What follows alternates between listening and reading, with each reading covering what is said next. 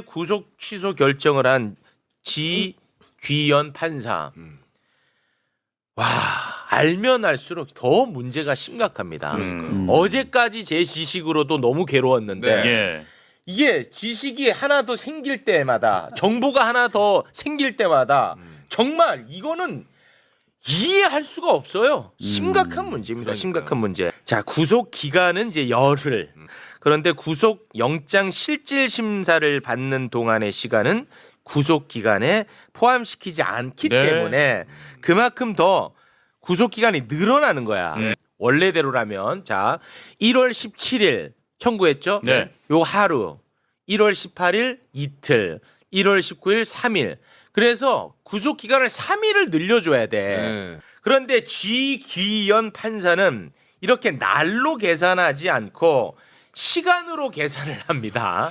그래서 3일이 아니라 33시간 7분 늘어난다고 해가지고 그래서 이제 구속 기간 넘겼다 해서 풀어준 거예요. 예. 근데 이 말도 안 됩니다. 이런 경우가 없어요. 이렇게 세는 경우가 한겨레가 네. 엄청난 걸 발견을 했습니다. 지귀현의 실체를 밝힐 수 있는 어마어마한 정보를 발견을 해냈는데요. 네. 지귀현 재판장이 지필에 함께 참여한 형사소송법 해설서라는 게 있어. 예. 근데 거기에 봤더니 구속기간 계산은 시간이 아닌 일로 한다라고 명시가 돼 있어. 맞지? 맞습니다.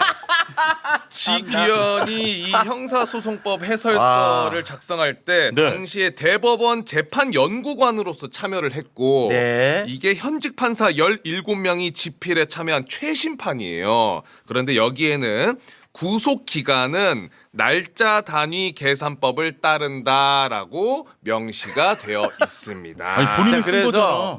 그래서 여기에 대해서 네. 완전히 바뀐 거잖아. 그렇죠. 판단이 완전히 바뀌었어. 그래서 한겨레 기자가 어떻게 된 겁니까, 판사님? 네. 이 설명을 좀 해주세요. 네. 했더니 입장을 냈습니다. 그동안에 구속기간 계산법을 문제 삼는 사람이 없었는데 이번에 처음으로 윤석열 변호인단에서 문제 제기를 했다. 그래서 이런 문제가 있다는 걸 알게 됐고 답을 해줘야 하는 상황이 됐다. 재판부 판단이 절대적으로 옳다는 것이 아니며 공적 비판과 논의에 열려 있다. 와, 이거는 진짜 야. 이 정말 최악의 발언인데 내가 질문에 답하지 않는 걸 제일 맞아요. 화내잖아요. 네. 왜 너의 답이 달라졌냐가 질문이야. 그런데 이 사람의 답은 나는 답을 했다가 답이야. 왜 너의 답이 과거의 생각과 이번의 결과가 왜 다르냐? 이게 질문이잖아. 그렇죠. 근데 답을 물어와서 답을 했어. 이게 뭡니까? 네. 그리고 재판부 판단이 절대적으로 옳다는 것이 아니며 공적 비판과 논의에 열려 아니지 뭐 백분 토론 사회자냐? 아니 백분 토론 사회자냐고 지금 더 라이브 사회자냐고 판사가 저런 발언 해도 됩니까? 재판부 원래는 판단이. 안 되죠. 원래 안 이게 형사소송법에서는 민사하고 달라가지고 기본적으로 판사가 직권으로 뭐가 잘못됐는지를 판단해서 자기가 바로잡을 수 있는 그 권능이 있어요. 그래서 만약에 그런 걸 안 하면 판사가 직무유기를 한 셈이 되거든요. 근데 우리 법에는 날짜 단위 계산법으로 하는 게 나와 있으니 당신이 그런 질문을 하더라도 여기에 대해서는 3일로 계산하는 게 맞습니다. 그렇죠. 검사가 71년 동안 해왔습니다. 그렇죠. 그래서 우리는 그동안에 시험도 봤습니다. 그렇죠. 맞아. 이렇게 대답을 해주는 게 맞고 그거에 네. 따라 가지고 자기가 낸 책에 대한 책임을 지는 측면에서도 그리고 또 다른 판사님들도 다 오케이 했던 이 주석서잖아요. 네. 이 주석서는 많은 분들이 따르게 되어 있거든요. 예. 중요한 부분을. 그렇게 된다면 당연히 여기에 대해서는 나는 그래서 원래 우리가 해왔던 거 플러스 기존에 내가 냈던 책 플러스 관례와 이런 것들 합쳐가지고 원래대로 한 게 맞다. 그렇지. 그러니까 당신의 문제 제기는 잘못되었다. 그렇지. 이렇게 말하는 게 정답이거든요. 그렇습니다. 근데 갑자기 이런 문제가 있다는 걸 알게 돼서 답을 해줬다. 판사는 이거는 절대적으로 옳은 게 아니니 뭐 따져봐야 되고 비판이 열려있다. 말이 됩니까? 판사는 판결로 대답하는 거고 당연하죠. 자기 결정으로 책임을 지는 거거든요. 근데 자기는 확신도 없는데 그냥 내가 쭉 던져놓을 테니까 니네들이 한번 나중에 답해줘봐. 나는 몰라. 이러고 좀 도망간다는 거잖아요. 네. 이게 어떻게 있을 수 있는 일이에요? 이게 특히 문제가 있는 게요. 와. 법문에 날로 돼 있어요. 법문에 날로 돼 있어. 있고 일로 돼 있어요. 네. 법문에. 그러니까 지금 여기에 대해서 김도균 부산지방 부장판사가 이렇게 얘기하고 있어요. 12일이라고 돼 있잖아요, 법문에. 10일. 예. 240시간이라고 안 돼 있다. 그렇지. 그러면 날로 계산하는 게 맞고 만약에 네가 과거와 생각이 달라져서 이거 시간으로 계산하는 게 이 사람들의 인권 보호에 좋다고 생각하면은 본인이 이 적용 조항에 대해서 위헌 여부를 헌법재판소에 보내줄 수 있어요. 본인이 판사가. 아. 그래 지금 법문이 이렇게 돼 있고 70년 동안 이렇게 했으니까 나는 판단 이렇게 할 수밖에 없는데 하면서 판단하든지 아니면 이렇게 판단하기가 좀 그러니 위헌 법률 여부를 한번 헌재 판단을 받아보자라고 할 수도 있는 거예요. 근데 그래요. 분명히 이렇게 돼 있는데 갑자기 얘가 시간으로 계산한 거예요. 과거에 자기가 주석서 쓴 것도 무시하고 그렇지. 70년간의 사례도 무시하고 그렇지. 더 나가서 아까 말씀드린 법문도 무시하고 그렇지. 그러니까 완전히 이건 황당한 거죠. 저는 그렇습니다. 여기서 가장 큰 문제는 이거 어떻게 이게 원래 신뢰보호 원칙이라고 하는 게 있어야 되고 재형법정준에 명확하게 이런 것들이 그러니까 자기 임의적으로 재단되면 안 된다는 거거든요. 네. 만약에 71년 동안 검사들이 그렇게 해왔고 네. 또 자기가 이전에 구속에 관련돼서 적부심 판결한 것도 있을 거 아니에요. 자기가 한 것도 있을 거 아니야. 그렇지. 한게 있잖아. 그렇지. 거기서도 분명히 기존대로 했을 거잖아요. 그렇지. 근데 이제서 그걸 갑자기 바꾸려고 그래. 어. 그러면 엄청난 혼란이 야기 되잖아. 지금처럼. 그렇죠. 명태균이처럼 나도 할래 이렇게 나오잖아. 네. 그러면 미리 아까 말한 대로 위헌 제청을 해가지고 판단 받든지 그게 아니라면 네. 이러이러한 문제점이 있을 것 같은데 아직까지는 이게 합헌이므로 여기 난 따르겠다라든가 아니면 검찰이 이런 쪽에 미리 알려줘야 돼요. 그렇지. 안 그러면 검찰이 그동안 해왔던 걸 전체적으로 다 뒤집어 엎는 셈이 돼버리는데 네. 그게 일개 판사가 할 수 있는 게 아니거든요. 그럼 그동안에 절차적으로 나라에서 정해가지고 해놓은 모든 것들을 다 뒤집어 엎어야 되는데 미리 알려주지도 않고 이런 식으로 하면 안 된다는 거를 고지한 적도 없고 바꾸기를 결정한 것도 아닌데 혼자 네. 마음대로 탁 바꿔버린 거야. 이 타임에만. 그렇습니다. 하필이면. 봐봐요. 이게 음모론이 이제 아닙니다. 이거 음모론이 아니에요 나는. 이 자는 윤석열을 풀어준다는 걸 먼저 정해놓고 뒤에 껴 맞춘 거야. 이거는 이렇게 말해도 돼 이제는. 그렇지. 이제는 된다 말이야. 혼자 크게 이제는. 말하세요. 우리한테 강요하지 말고. 아니 그러니까 물어보는 거예요. 돼 안 돼? 이렇게 물어보는 겁니다. 좀 곤란한데.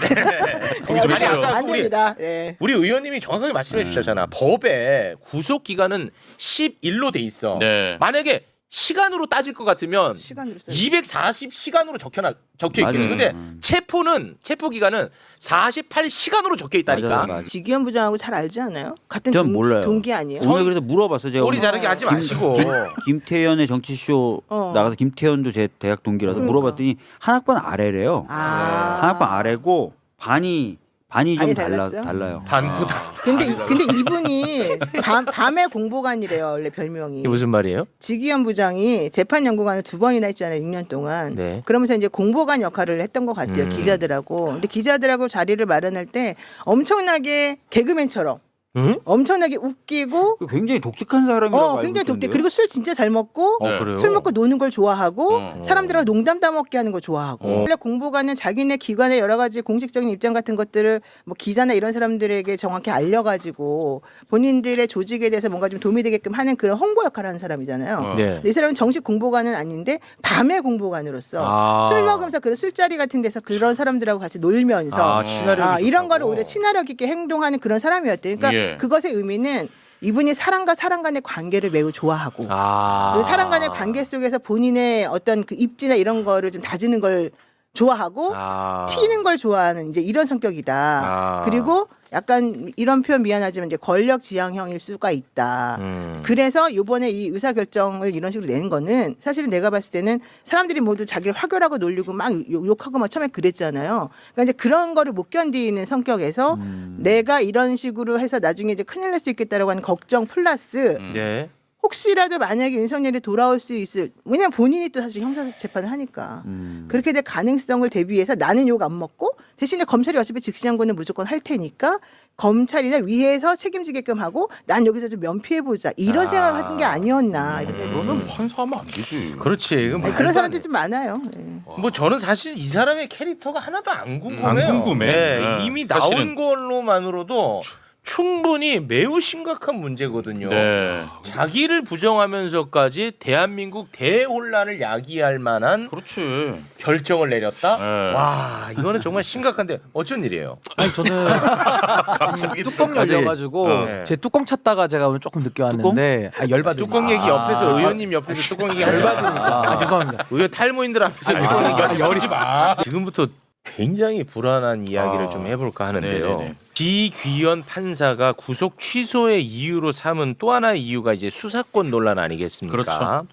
검찰과 공수처는 내란죄에 대한 수사 권한이 없습니다. 하지만 직권남용으로 수사하다가 관련 범죄인 내란죄를 수사했다라는 게 이제 공수처와 검찰의 입장이었어요. 예. 윤석열 측은 검찰과 공수처는 내란죄의 수사 권한이 없다. 그래서 모든 수사는 다 무효다라는 입장입니다. 네. 그런데 지귀현 판사는 이렇게 논란이 되니까 수사권에 대해서 상급심의 판단을 좀 받아봐라. 그 판단을 받는 동안은 윤석열의 이익이 중요하니까 구속을 취소한다. 이런 입장을 낸 겁니다. 네. 지금부터 좀 소름 끼칩니다. 만약에 진짜 수사권 논란이 진짜 수사권 문제가 있다면 만약에 진짜 문제가 있다면 네. 윤석열 내란 수계에 공소 기각까지 가는 경우가 생길 수 있는 겁니다. 이 모든 것들을 누군가가 애초에 처음부터 그림을 그렸던 것 아닐까? 이런 의심을 살 만한 정황이 있습니다. 예. 검찰과 대통령실이 서로 연락을 주고받으면서 내란죄의 수사 권한도 없는 검찰로 내란 혐의자 김용현이가 걸어갑니다. 맞네.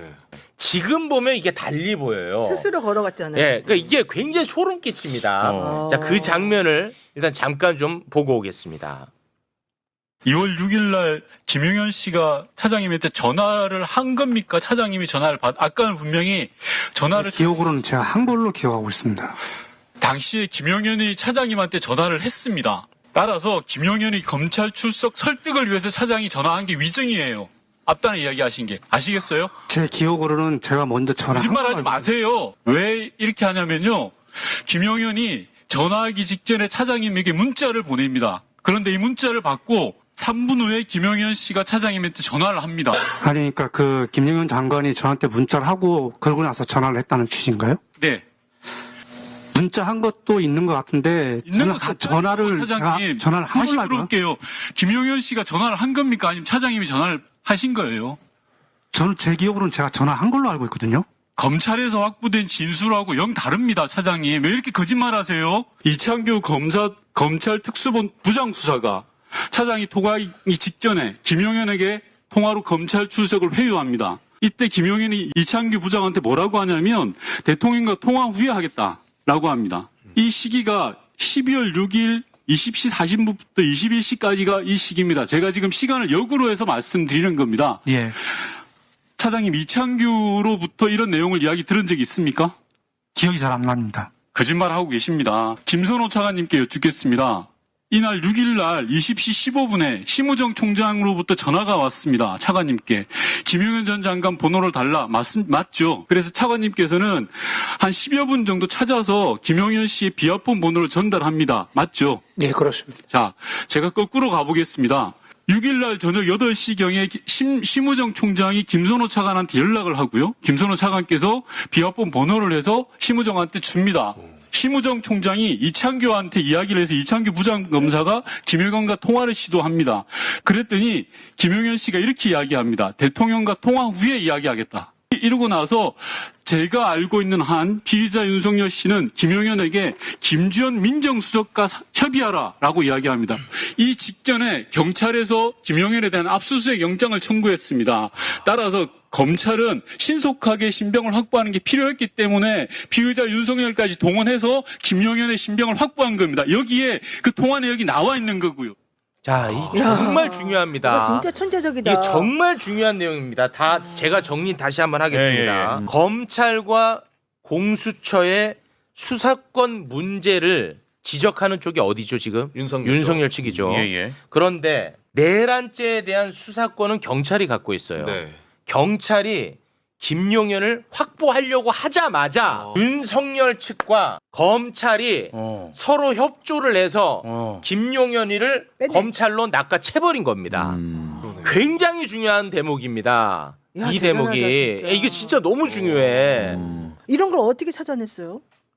아니 다시 보는 거야. 다시. 아니 이런저런 사람들 얘기하고 우리가 다른 것도 생각하고 이렇게 짜맞춰 보는 거죠. 정우렴이 화제가 됐었죠. 이 근데 요구형 자체는 그러다가 화제가 됐었죠. 검찰이 김용현 의원에 대한 공소장을 세게 쓰고 이러면서 네, 우리가 저희 이제 걱정이 좀 국수본을 우리가 맞다. 믿었던 거야. 네. 근데 맞다. 더 소름 끼치는 건 뭐냐면 여기 아까 막 이찬규라고 이름을 우리가 모르잖아. 계속 예, 예. 이름이 거론되는데 이 사람이 검찰의 특수본에 있는 검사야. 네. 그러니까 검찰만 개입된 게 아니라 특수본도 다 들어간다는 거야 여기에. 저 당시에는 검찰이 먼저 낚아채서 자기네들이 해내겠다라는 뉘앙스로 그렇지. 분석을 했었는데 맞아. 지금 생각해 보면 네. 수사권이 있는 경찰이 들어오려고 하니까 그렇습니다. 수사권이 없는 검찰 쪽으로 빨리 낚아채가지고. 돌려버린. 네. 그러고 나서는 계속해서 윤석열 측이 얘기하는 건 수사권 논란 이야기. 와 지금 계속 소름 하고 끼치네, 있는 진짜. 그리고 거죠. 저때 또 기억나는 게 지금 김용현의 신병을 가로채기도 했고 그 우종수 국수본부장에 대한